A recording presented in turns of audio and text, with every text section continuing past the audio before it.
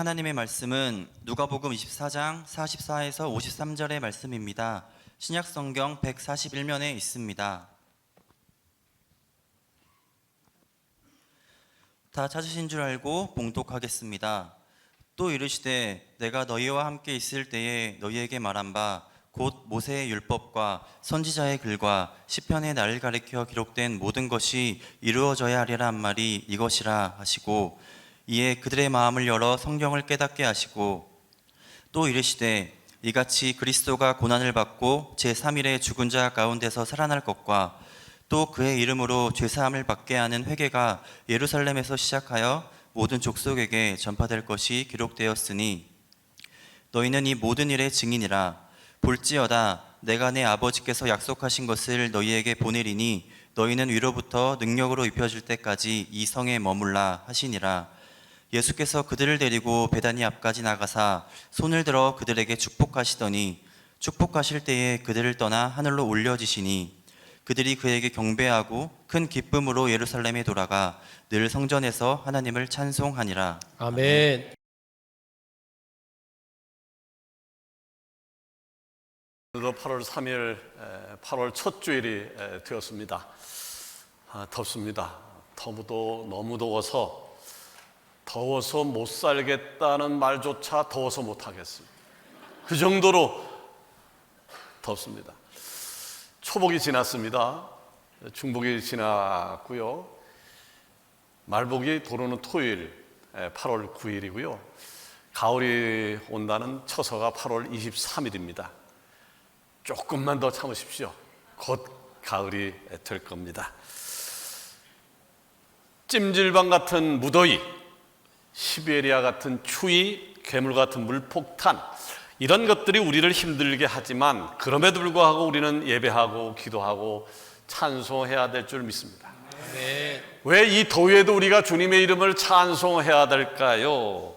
하나님이 우리를 부르신 이유, 우리가 살아가는 이유이기 때문에 그러합니다. 오늘 우리가 읽은 누가복음 24장 말씀은 부활하신 예수님이 마지막으로 제자들에게 사명을 확인시켜 주시면서 용기와 격려를 주시는데, 영어로 치자면 해피 엔딩 장면입니다. 본문 4절에 주님은 제자들에게 분명하게 말씀하셨습니다. 너희는 이 모든 일의 증인이라. 아멘. 여기서 증인이라고 하는 것은요, 단순히 어떤 사건을 목격한 사람, 목격자를 넘어서 그 본 것을 적극적으로 선포하고 증언하는 자를 가리킵니다. 이 한마디 때문에 제자들의 정체성이 무엇인지, 어떻게 살아가야 할 것인지, 무엇을 위해 살아가야 하는지에 대한 분명한 정답을 내려주고 있습니다. 근데 여러분 아십니까? 이 예수님께서 오늘 우리에게도 찾아오셨다는 사실을요. 아멘. 오늘 우리에게도 찾아오셔서 이제는 너희가 이 모든 일의 증인이다 라고 우리의 사명을 확인시켜 주시고 용기와 그리고 격려를 주십니다. 자, 그렇다면 여러분은 어디에서 누구에게 어떤 예수님의 증인이 되겠습니까? 가정에서요? 직장에서요? 아니면 스쳐 지나가는 짧은 순간 속에서요? 어떤 사람은 이렇게 이야기를 해요. 짧은 시간으로는 복음을 전하기가 굉장히 어렵지 않겠습니까? 그런데 아십니까? 시간은 짧지만 은혜는 깊습니다. 아멘. 여러분의 말 한마디, 여러분의 작은 행동에 누군가에게는 영원으로 향하는 문이 될 수 있는 겁니다. 오늘 말씀을 들을 때에 아멘으로 응답해서 증인의 자격을 충분히 갖추고도 남는 역사가 일어나기를 소원합니다. 아멘. 그렇다면 우리는 어떻게 예수님의 증인으로 살아갈 수 있을까요? 예수님의 증인, 생각해 보세요. 예수님의 증인 얼마나 멋있는 말인지 모르겠습니다. 그런데요, 예수님이 증인으로 산다라고 하는 것은 아무나 되는 것도 아니고요, 하고 싶다고 되는 것도 아닙니다. 예수님이 하늘로 올라가시기 전에 제자들에게 44절에 보면 이렇게 말씀하셨습니다. 내가 너희와 함께 있을 때에 너희에게 말한 바 그 모세율법과 선지자의 글과 시편에 나를 가리켜 기록된 모든 것이 이루어져야 하리라 한 말이 이것이니라. 아멘. 자, 이제 예수님과 제자들이 헤어질 시간이 되었어요. 헤어질 시간, 마지막 시간이 되었단 말이죠. 예수님 입장에서 사랑하는 제자들과 3년 동안 동고동락했는데 이제 하늘로 승천하면 제자들과 헤어지는 거니까 얼마나 할 이야기가 많이 있었겠습니까? 그런데 예수님은요, 이 마지막에 잡다한 이야기를 일치하지 않았습니다. 그리고 단 하나의 이야기만 합니다.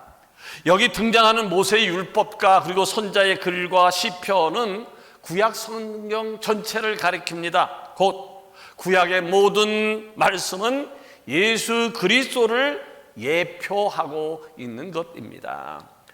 여러분이 잘 알고 있는 아브라함, 이삭, 야곱, 요셉, 모세, 여호수아, 다윗, 솔로몬 등등 구약에 나오는 모든 사람들은요, 눈에는 보이지 않았지만 앞으로 오실 예수 그리스도를 믿음으로 바라봤던 사람들이었습니다. 아멘. 이분들을 우리가 위대하다라고 평가를 합니다만은 이분들이 위대한 것은 단순히 저들이 홍해를 가르고 그리고 골리앗을 이겨서가 아니라 보이지 않는 예수님을 믿음으로 의지했기 때문에 저들을 위대한 사람이라고 일컫는 것입니다. 아멘. 여러분 잘 아는 대로 구약의 주제는 오실 예수 그리스도입니다. 신약의 주제는 오신 예수 그리스도이고요.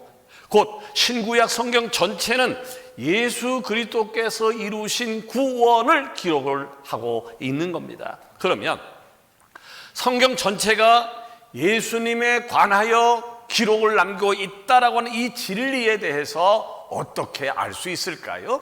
어떻게 깨달을 수가 있을까요?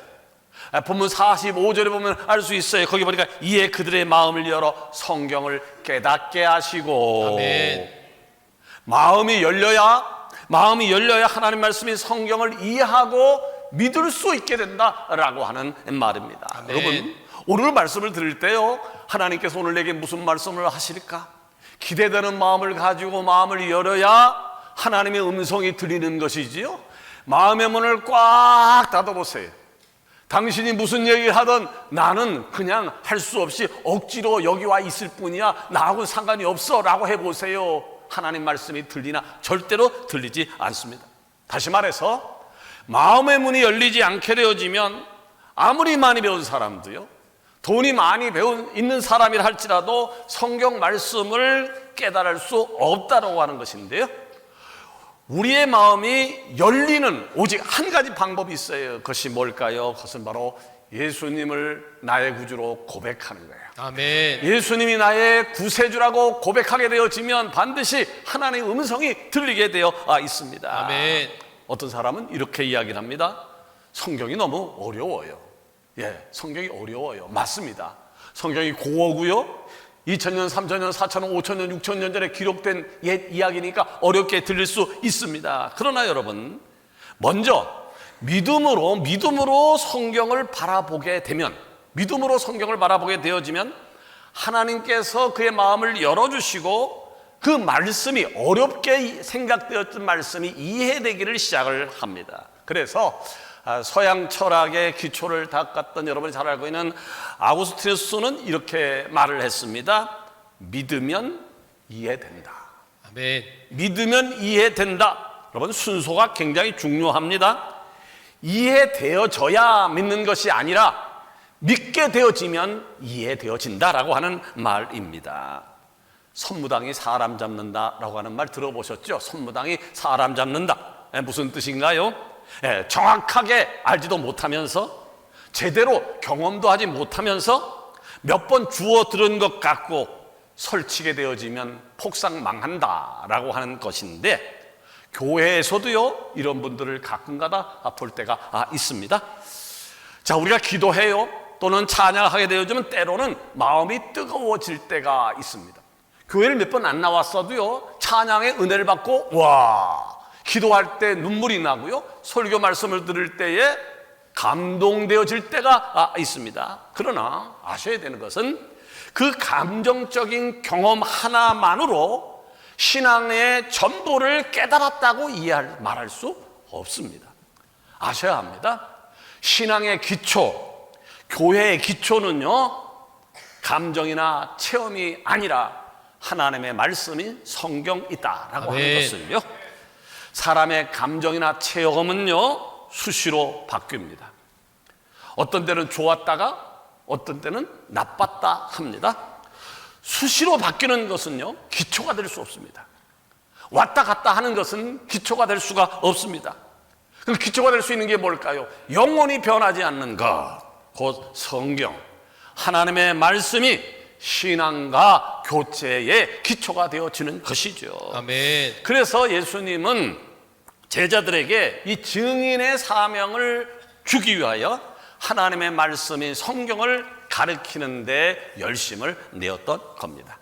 바로 이 성경 66권이, 성경 1189장이 앞으로 세워질 교회의 기초가 되어지는 것이고 세계 선교의 기초가 되는 것이기 때문에 그렇게 하신 것입니다. 사랑하는 여러분, 성경의 사람이 되어지기를 주 예수 그리스도 이름으로 축원합니다. 말씀을 듣고 읽고 공부하고 암송하고 묵상하면 주님의 신실한 증인이 될 줄로 믿습니다. 아멘. 두 번째로 성경을 깨닫는 것이 중요한데요, 성경을 깨닫는 것만으로는 좀 부족합니다. 주님의 증인으로 살아가기 위한 두 번째 자격이 있다면 그것은 바로 성령의 능력을 받는 겁니다. 아멘. 예수님께서 십자가에 못 박혀 달리기 직전에 제자들에게 약속을 하나 주셨는데 그 약속이 뭐냐면 성령을 주시겠다라고 하는 약속이었습니다.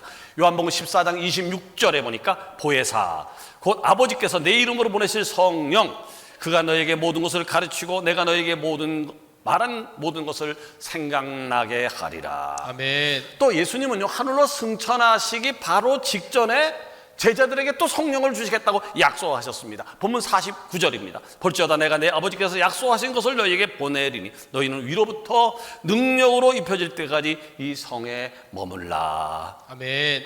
예수님은요 십자가에 못 박혀 돌아가기 직전에도 성령을 받아야 된다 말씀하셨고 하늘로 승천하시기 직전에도 성령을 받아야 된다. 왜 예수님은 성령을 받아야 된다라고 하는 것을 이렇게 계속해서 강조하는 것일까요? 그 이유가 사도행전 1장 8절을 보면 이해할 수 있습니다. 거기 보니까 오직 성령이 너희에게 임하시면, 네. 성령이 임하시면 너희가 권능을 받는다라고 얘기했습니다. 자, 권능이라고 하는 말이 파워라고 하는 말이에요. 다이너마이트라고 하는 말인데 이런 힘을 받기 위해서 반드시 필요한 것이 있는데 그것이 뭐라고요? 바로 성령. 성령이 임해야 권능이 임한다라고 하는 말씀을 하고 있습니다. 아멘. 여러분, 세상에서도 그렇지 않나요? 능력이 있어야 좋은 직장 들어가요. 능력이 있어야 과장도 되고 부장도 되고 사장도 될 수 있습니다. 연봉도 높아집니다. 근데 능력이 없으면 승진 안 됩니다. 회사에서 찍힙니다. 그러면 퇴사할 수밖에 없게 되어지는 겁니다. 그러다 보니까 사람들이 스펙에 올인을 합니다. 영어도 배우고 컴퓨터도 배우고 AI도 배우려고 합니다. 근데 여러분, 세상에서도 살아가는데 이런 능력이 중요하지만 하나님 나라에서도 능력이 중요함을 아십니까? 그런데 하나님 나라에서 필요한 능력이라고 하는 것은 세상적 스펙이 아닌 오직 성령이 주시는 능력이어야 한다라고 하는 거죠. 왜 능력을 받아야 될까요? 능력 받아야 전도합니다. 능력 받아야 헌금합니다. 능력 받아야 헌신합니다. 능력 받아야 봉사하고 살아갈 수 있게 되어지는 것입니다. 아멘. 그러면 어떻게 하면 위로부터 내려오는 능력을 받을 수 있을까요? 위로부터 능력을 받아서 전도도 하고 봉사도 하고 감사하며 살 수 있을까요? 학원 다니면 될까요? 레슨 받으면 될까요? 열심히 공부하면 되는 것인가요? 아닙니다.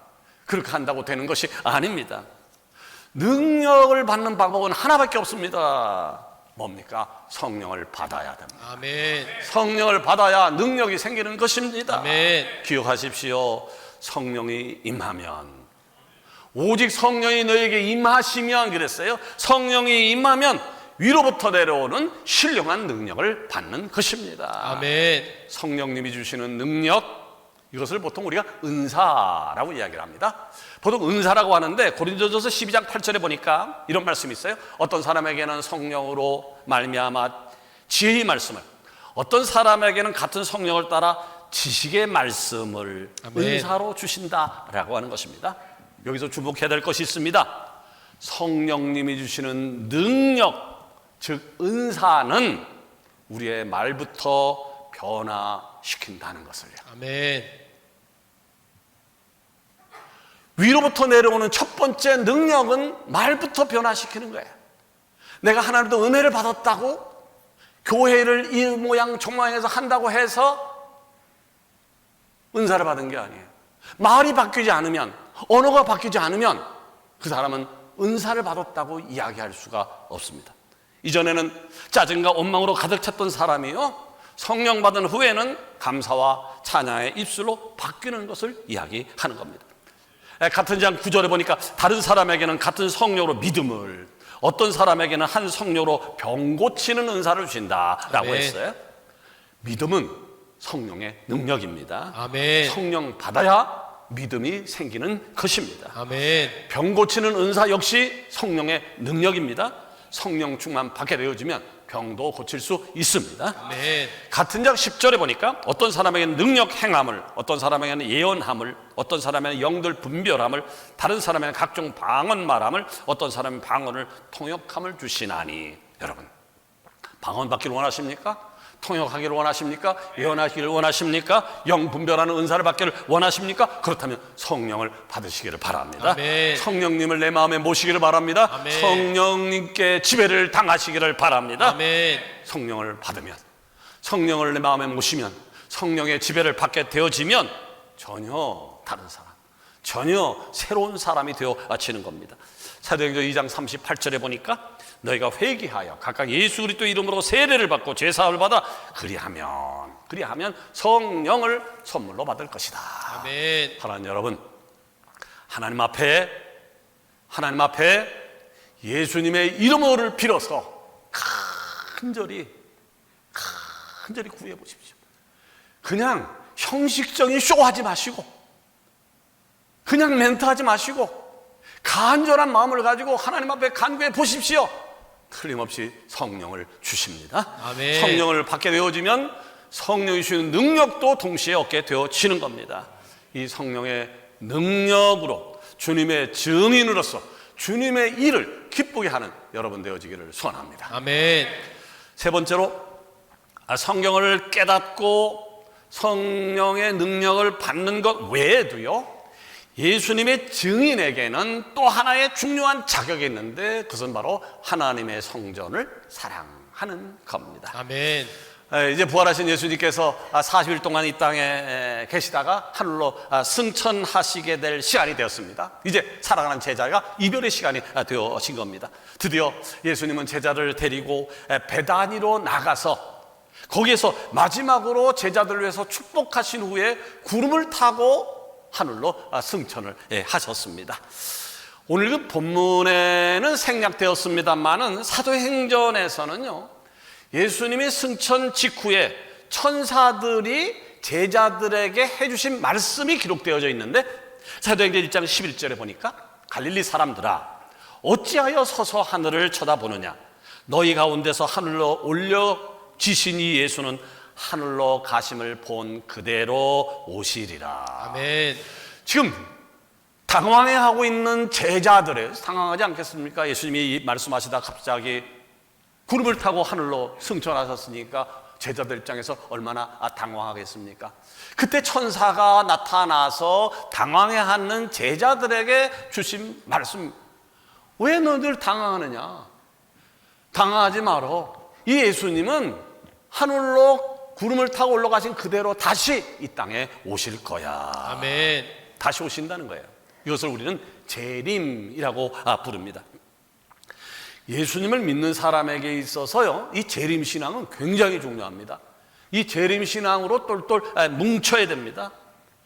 요한계시록을 기록했던 사도 요한은 반모섬에서 예수님을 기다리면서 이런 고백을 해요. 마라나타, 아멘, 주 예수여 오시옵소서. 아멘. 고백을 합니다. 2000년 전에 갈릴리 사람들처럼 또 사도 요한처럼 수많은 믿음의 선배들처럼 오늘 우리 서강 공동체 역시 하늘로 가심을 본 그대로 다시 오실 예수님을 기다리고 있는 줄로 믿습니다. 아멘. 오늘 읽은 본문 52절에 보니까 예수님을 하늘로 떠나보낸 제자들은요, 아주 재미있는 현상이 벌어졌어요. 예수님이 하늘로 떨어져서 엉엉 슬피운 것이 아니라 큰 기쁨을 가지고 예루살렘으로 돌아왔다라고 했습니다.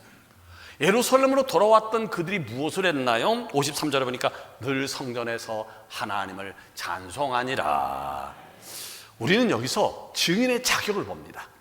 증인의 자격을 보게 되는데 바로 하나님의 성전을 사랑하는 것, 이것이 증인의 자격이구나. 하나님의 성전을 가볍게 여기는 것이 아니라 온 마음을 다해서 성전을 사랑하는 자만이 바로 증인이 될 자격이 있는 것입니다. 여러분, 성전을 사랑하십니까? 아멘. 사랑하십시오. 이 몸된 성전을 사랑하십시오. 왜 사랑해야 될까요? 성전을 사랑하지 않으면 예수님의 증인이 될 수 없습니다. 이 몸된 성전을 사랑하지 않으면 주님의 증인될 자격을 주님이 부여하지 않는다라고 하는 말이 되어지는 겁니다. 여기서 성전은 예루살렘 성전을 가리킵니다. 예수님의 제자들은 예루살렘전에 늘 모여서 하나님을 찬송했다는 것인데 당시 상황으로 보자면요, 이건 너무 리스크가 큰 것이었습니다. 예루살렘 성전에 누가 있었나요? 대제사장과 제사장들이 시퍼렇게 눈을 뜨고 있었습니다. 이들은 바로 며칠 전에 예수님을 체포해서 빌라도 법정으로 끌고 갔던 사람들입니다. 그리고 군중들을 선동해서 예수님을 십자가에 못 박아 죽게 했던 사람들이었습니다. 예수님을 미워해도 보통 미워한 게 아니에요. 그렇게 미워해서 십자가에 못 박혀 죽게 했던 대제사장과 제사장들이 있는 곳이 바로 예루살렘 성전인데, 지금 하늘로 승천하신 모습을 본 제자들이 어디 와서 주님의 이름을 찬양하고 있나요? 찬송하고 있나요? 바로 그 성전, 예루살렘 성전에서 찬송하고 있습니다. 무엇을 말하는가요? 제사장들이 무서워서 숨고 도망치던 옛 제자들이 아니다라고 하는 말입니다. 누가 더 높은 자리를 차지할 것인가 때문에 제자들과 싸우던 그 제자들이 아니다란 말입니다. 이 제자들은 달라졌습니다. 당당한 예수님의 증인으로 변화되어진 것입니다. 나는 사랑하는 우리 서강 공동체에게도요, 성경책을 뒤에다 감추고 길 가다가 어디 가니? 라고 물으면 저기 라고 이야기하는 사람에서 벗어나서, 당신 교회 직책이 뭐요? 집사인데 그냥 줬어.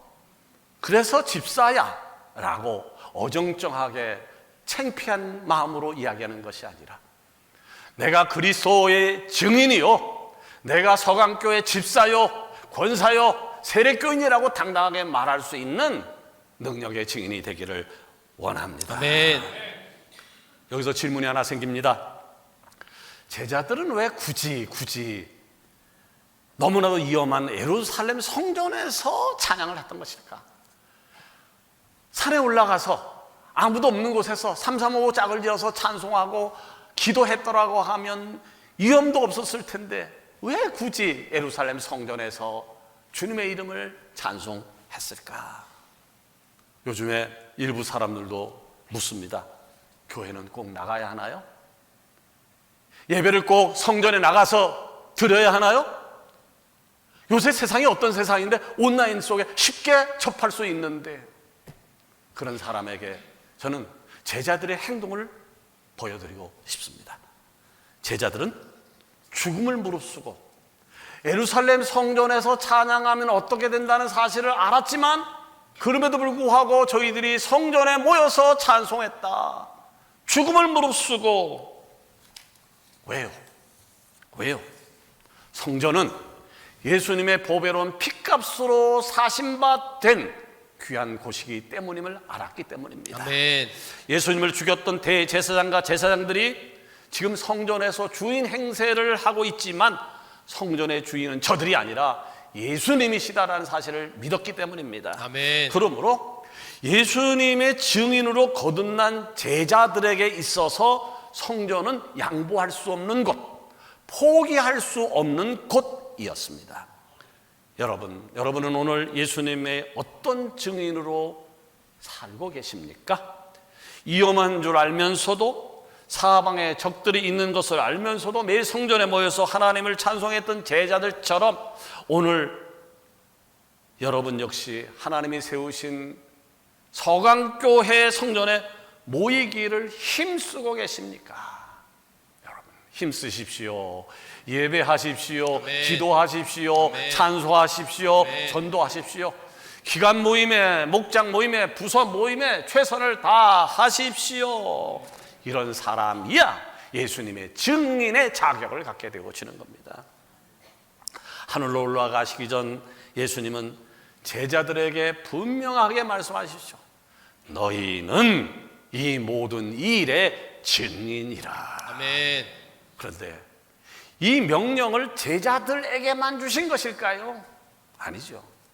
오늘 예수님을 나의 구주로 믿는 우리에게도 똑같이 주신 겁니다. 너희는 이 모든 일에 대하여 증인이라. 아멘. 그렇습니다. 우리는 예수님의 증인으로 살아야 합니다. 가정에서, 일터에서, 그리고 그 어떤 곳에서든지 말씀을 맺으려고 합니다. 우리는 어디에서든지 어떤 상황에서든지 예수님의 증인으로 부름을 받았습니다.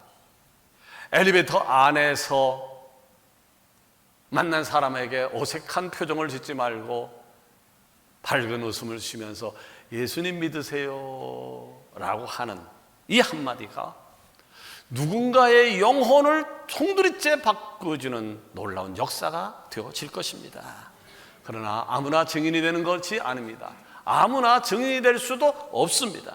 하나님 말씀인 성경을 날마다 깨닫는 사람만이 증인이 될 수 있습니다. 아멘. 성령의 능력을 받은 사람만이 증인이 될 수 있습니다. 아멘. 하나님의 성전을 사랑하는 사람만이 증인이 될 수 있습니다. 아멘. 여러분, 오늘 우리가 살고 있는 이 세상은 점점 그래요.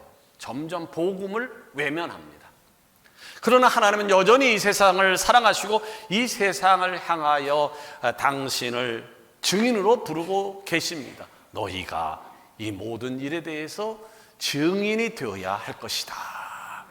여러분, 어디에서 누구에게 어떤 예수님의 증인이 되시겠습니까? 오늘도 주님의 말씀을 붙잡고 성령의 능력을 구하며 성전을 사랑함으로 그 사명을 잘 감당하는 증인이 되시기를 예수님 이름으로 축원합니다. 아멘. 기도하십시다.